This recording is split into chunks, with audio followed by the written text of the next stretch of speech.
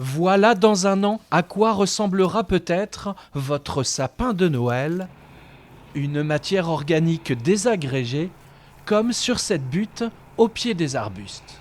Ça s'est fortement désagrégé comme on peut s'en apercevoir. Donc là, il reste essentiellement quelques aiguilles.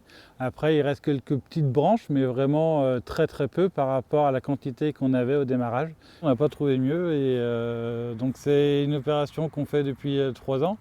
Et c'est comme on peut s'apercevoir, c'est un paillage où au bout d'un an, il reste presque plus rien et que des aiguilles de sapin.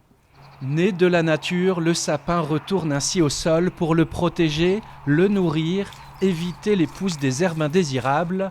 C'est sur ces talus tout proche de la tour de Mauric, joyau de la commune d'Angles, que les sapins de Noël sont recyclés depuis 3 ans. Comme d'autres, cette commune y voit un intérêt écologique, mais aussi bien pratique.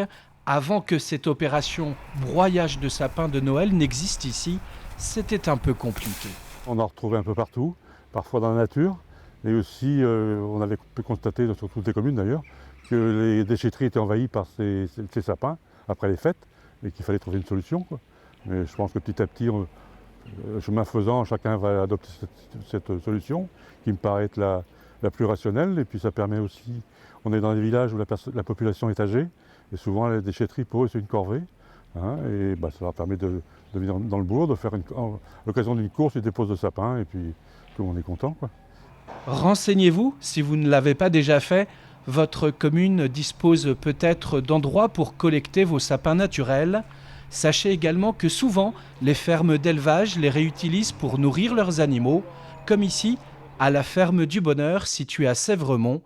Les sapins de Noël, vous le voyez, les chèvres et les ânes en raffolent.